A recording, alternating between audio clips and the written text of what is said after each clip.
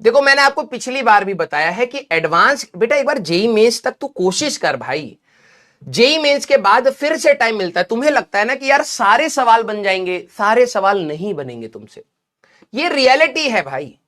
जो सवाल नहीं बनेंगे उनसे सीखना है। अब बात क्या होती है ना, देखो आप लोगों को मैं पिछली बार भी यही बात बोली थी कि आप लोगों का जो बैकग्राउंड है ना, वो मेरे को नहीं पता है कि आपने 11th 10th 12th कितनी खराब करी है, कितनी आबाद करी है, कितनी खराब करी है, मेरे को नहीं पता है।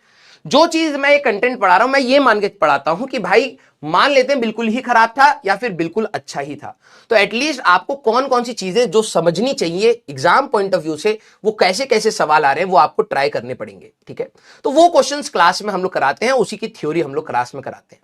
अब प्रॉब्लम यह है कि क्या आप अपना टारगेट ही 70 90 100% का ले रहे हैं अभी के टाइम पर, जहां पर आप फर्स्ट टाइम उस चैप्टर को कॉम्पिटिटिव लेवल पर पढ़ रहे हैं, तो ये थोड़ी सी मुश्किल वाली बात है। ठीक है, डिमोटिवेशन की बात नहीं कह रहा हूं, मैं कह रहा हूं कि समय तो आने दो भाई।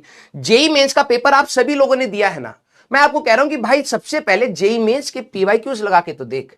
ठीक है, अब वही बात है कि इतने क्लास में करा रहे हैं, जो बचे हुए क्वेश्चंस हैं वो जब तू करेगा उसमें से कुछ तो रुकेंगे ही।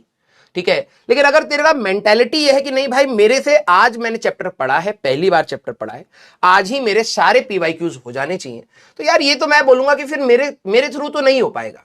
ठीक है, क्योंकि मेरे को यही मैं आपको समझा सकता हूं, विद टाइम आपको चीजें क्लियर होती हैं। ठीक है, आप अभी भी अपने पुराने चैप्टर्स को रिवाइज करेंगे जिनके आपने पीवाईक्यूज कर लिए थे। सपोज अगर आप आज उनके पीवाईक्यूज फिर से उठाएंगे, फिर एक दो सवाल अटक जाएंगे, इसका मतलब क्या हुआ?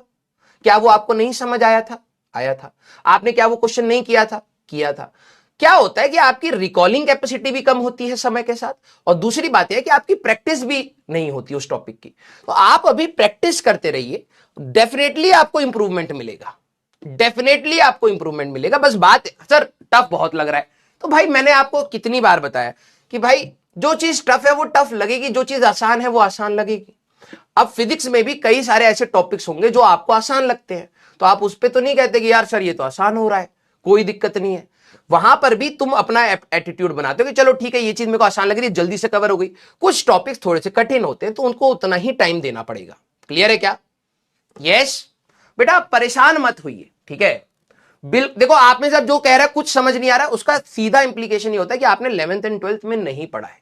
ठीक है, मानिए इस बात को। ठीक है, अब आप ये क्या होता है ना कि आप देखते हैं कि दूसरा बंदा क्या कर रहा है, दूसरा बंदा अच्छा कर रहा है, तो अब आपको रहता है कि यार मैं उसके लेवल पर कैसे पहुंचूं, यार उसने टाइम दिया होगा तभी तो अच्छा कर रहा है ना। कोई बचपन से थोड़ा ना चीजें समझ के आया था, उसने समझा होगा, समय दिया होगा, उसने क्वेश्चन किए होंगे। सबका आप सभी लोगों की जो जर्नी है ना वो अलग अलग है। ठीक है, किसी ने लेट स्टार्ट करी है, किसी ने फास्ट स्टार्ट करी है, किसी ने स्लो स्टार्ट करी है, किसी ने जल्दी स्टार्ट, सबका अलग अलग है भाई। और सबके टॉपिक्स का जो कंसेप्चुअल लर्निंग होती है वो हर बच्चे की अलग होती है। आप इतना ज्यादा अभी जज मत करिए, आप अभी लर्निंग फेज में है। जज करने का समय आएगा जनवरी के बाद। आप जब आपके जितने भी क्वेश्चन अटके हुए हैं ना, जनवरी के बाद जब हम लोग और सेशंस लेंगे और प्रैक्टिस करेंगे, कुछ और कंसेप्ट्स क्लियर होंगे। आप लोग इतना इंपेशेंट होकर तैयारी मत करिए, नहीं तो आप लोग फ्रस्ट्रेट हो जाएंगे। अभी जर्नी हमारी बहुत बाकी है, आप खुद समझिए। अभी हम लोग 11th के आधे पर हैं, अभी पूरी 12वीं बाकी है और 11th का आधा पोर्शन और बाकी है। आप इतना ज्यादा स्ट्रेस लेके मत करिए कि भाई मेरे से ये सवाल नहीं हुए। आप लोगों को पता नहीं किसने सिखा दिया है कि आप कोई भी चैप्टर पढ़ेंगे आपके सारे सवाल हो जाएंगे। ऐसा नहीं होता भाई।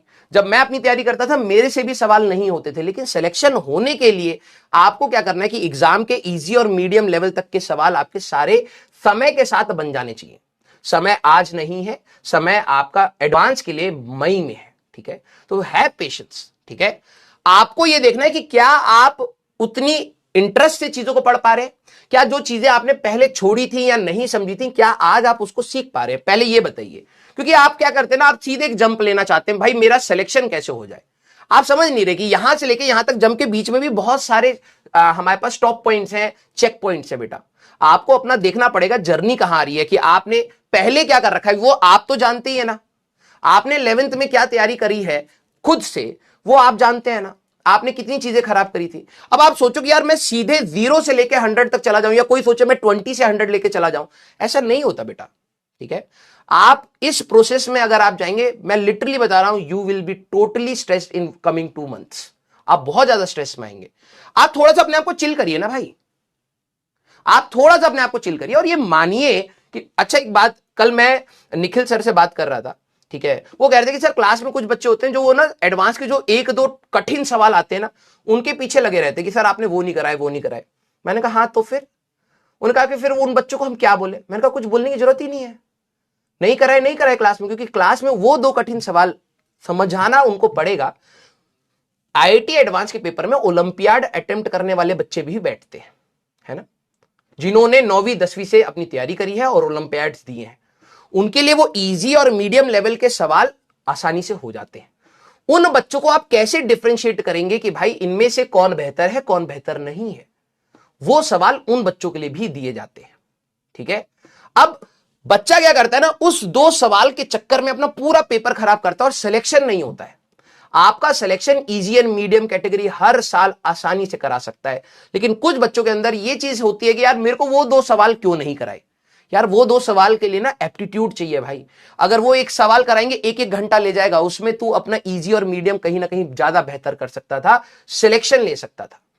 मैं ये बिल्कुल कहता हूं कि जब आपका इजी और मीडियम कैटेगरी हमें लगता है कि यार एक लेवल पर बच्चे ने क्लास में पकड़ लिया है, हमें कोई दर्द नहीं हो रहा है कि भाई वो दो सवाल नहीं कराए जा सकते। यूट्यूब पे भी अवेलेबल है, क्लासेस में भी कराए जाते हैं, बिल्कुल कराए जा सकते हैं, लेकिन आपको ये समझना पड़ेगा वो दो सवाल सिलेक्शन नहीं कराते, सवाल बाकी क्वेश्चन सिलेक्शन कराते हैं। वो दो सवाल टॉप 10 टॉप 50 स्टूडेंट्स को सेग्रीगेट करने में यूज किए जाते हैं। ठीक है। तो आप लोगों को ये चीज समझनी पड़ेगी, आप वो दो सवाल के चक्कर में आप अपना सिलेक्शन छोड़ रहे हैं, और फिर जब एक बार एग्जाम हो जाता है ना, फिर आपको रिग्रेट होता है यार कि मेरी तैयारी पता नहीं कहां खराब होगी, मैं मेहनत तो कर रहा था लेकिन तू टारगेट क्या कर रहा है, वही दो सवाल सॉल्व कर रहे हैं। एक और बात, ओलंपियाड में सारे बच्चे बैठते हैं, जो भी वो टॉप 10 टॉप 50 के स्टूडेंट्स हैं, वो कहीं ना कहीं ओलंपियाड में या इस लेवल की तैयारी करके आए हैं। ठीक है। क्या उनसे वो दो सवाल सभी से हो गए? खुद सोच, जब वो उस लेवल की तैयारी करते करते आते हैं एग्जाम में, एक दो सवाल तो उनके भी रह ही जाते हैं ना, वो टफ वाले। तो उसकी कोई गारंटी नहीं है कि भाई तू की वो एग्जाम में तू फोड़ ही देगा, कोई नया सवाल आएगा, हो सकता है कि तेरे से भी गलतियां हो जाए। समझ रहा है? आपका मेन चीज होना चाहिए कि आपका selection easy and medium category देगा, एंड हैव पेशेंस बेटा। ठीक है। आपके बहुत सारे जूनियर्स या सीनियर्स मैं बोलूंगा जो हमसे पढ़ के गए हैं, उनमें से उनका सिलेक्शन डेफिनेट हुआ है जिन्होंने पेशेंस शो किया है। उस दिन भी आपके पास बच्चे आए थे, आपने कोई नई चीज नहीं सुनी होगी। ठीक है। हम जो आपको बता रहे हैं प्लीज आप उसको करिए, स्ट्रेस फ्री करिए। मैं आपको स्ट्रेस नहीं देना चाहता, ऑलरेडी आप बहुत सारी चीजों को पैरामीटर को स्ट्रेस बना के रखे हुए हैं, और आगे आने वाले चैप्टर्स में आपको और स्ट्रेस होगा, फॉर श्योर होगा। कम से कम स्ट्रेस रखिए। जेई मेंस में मैंने आपको क्या बोला था, उतना ही टारगेट करिए कि भाई मेरा जेई मेंस 1 में कम से कम मेरा इतना हो कि मेरा एडवांस के लिए मैं बैठने के लिए एलिजिबल हो जाऊं, बस। और अगर और अच्छा आप कर सकते हैं तो आप एक अच्छा एनआईटी अपने हाथ में रख लीजिए। उसके बाद आप खुद देखिएगा ना कि आपका एटीट्यूड कितना चेंज हो जाता है। आप खुद समझ आ जाएगा कि यार अब मेरे पास टाइम है, अब मैं उन सवालों पर लगूंगा जिसमें मेरे को और नई चीजें सीखने को मिलेंगी। You will have time. आप लोगों के पास अभी मैं एक सवाल के ऊपर 1 घंटा दे दूंगा ना, आप थोड़ा सा रिलैक्स होकर करने लगेंगे, वही एडवांस का सवाल। लेकिन बात यह कि हमारे पास टाइम कम है, तो जब जल्दी जल्दी होता है ना, तो आपको लगता है यार जल्दी जल्दी में हो नहीं रहे हैं मेरे से सवाल, तो आप अपने आप को जबरदस्ती स्ट्रेस दे रहे हैं। क्लियर? तो प्लीज आप बेटा चिल रखिए अपने आप को, ज्यादा लोड लेने की जरूरत यहां पर नहीं है। बिलीव मी, आप अपना इंप्रूवमेंट जरूर देखिए, और वो इंप्रूवमेंट का रास्ता है टेस्ट। ठीक है बेटा, एक बार हाथ पकड़ के चलते चलो। मैं लिटरली बता रहा हूं, ये रास्ता इतना कठिन है ना, आप लोग अपने आप को बहुत कॉम्प्लिकेट कर दोगे। जितना बोल रहे उतना ही कर लेना बस। हम गलत तो नहीं बोलेंगे ना कि यार कि तेरा नहीं सिलेक्शन होने के लिए मैं कुछ राय दे रहा हूं। समझ यार, हमें भी सही चाहिए कि भाई आप लोगों का सिलेक्शन हो, अगले साल आप आए और पीडब्ल्यू का नाम ऊपर हो। ठीक है। इसमें ये नहीं कि भाई कि मेरे को बहुत अच्छा लगता है मेरा बच्चा सिलेक्शन हो, नहीं, मैं ये चाहता हूं कि पीडब्ल्यू का नाम और ऊपर हो। ठीक है। कोई राय दूंगा तो भाई मैं सिलेक्शन के लिए ही दूंगा। आराम से चलिए भाई, बहुत ज्यादा स्ट्रेस हम लोगों ने भी अपने टाइम पर देखा, और जो मुझे, मैं आपको ना चैट नहीं दिखा सकता, लेकिन कुछ आईटी दिल्ली की स्टूडेंट्स थी, ठीक है, जिन्होंने हमें कनेक्ट किया। मैं आपको बता ही देता हूं, चलो ठीक है। उनका मैसेज आया कि सर हम लोगों को ना आपसे मिलना है। वो भी प्रयास के स्टूडेंट्स थे। ठीक है। प्रयास एंड लक्ष्य के स्टूडेंट्स हैं, एट प्रेजेंट आईटी दिल्ली में। तो हमने कहा बेटा आ जाओ, आप मिलने आ जाओ। वो इस सैटरडे आने वाले थे, कल मतलब कल आने वाले थे, लेकिन उनका कुछ सोसाइटीज, जो कॉलेज में सोसाइटीज होती है, कल्चरल सोसाइटीज, उनमें उनका कुछ इंडक्शन प्रोग्राम एंड ऑल था। उन्होंने कहा कि सर हम लोग अभी नहीं आ पा रहे हैं, नेक्स्ट मंथ में हम लोग पॉसिबल हो। अब उनसे जब एक्सपीरियंस पूछा ना, वो कह रहे कि सर जितना हाइप बना रखा है ना आईटी का, अंदर है नहीं उतना। समझ रहे हो? तो भाई हम लोगों ने भी ना बहुत स्ट्रेस देखा हुआ है, और फिर कॉलेज में जाके भी देखा है कि क्या होता है। ठीक है। मैं आपको कह रहा हूं आराम से करो भाई, आराम से। इतना ज्यादा हाइप मत दिमाग में बनाओ, इतना स्ट्रेस मत लो, आराम से पढ़ो, अच्छे से हो जाता है। ठीक है। उन लोगों को भी ये चीज फील हो रही है बेटा, और मैं क्लास में हमेशा कहता भी था कि भाई ठीक है आईआईटीज इंडिया में बेस्ट कॉलेजेस में आते हैं, बट सब कुछ नहीं है वहां पर भी बहुत कमियां हैं, ठीक है। तो उसके लिए इतना ज्यादा अपने आप को लोड मत लीजिए बेटा।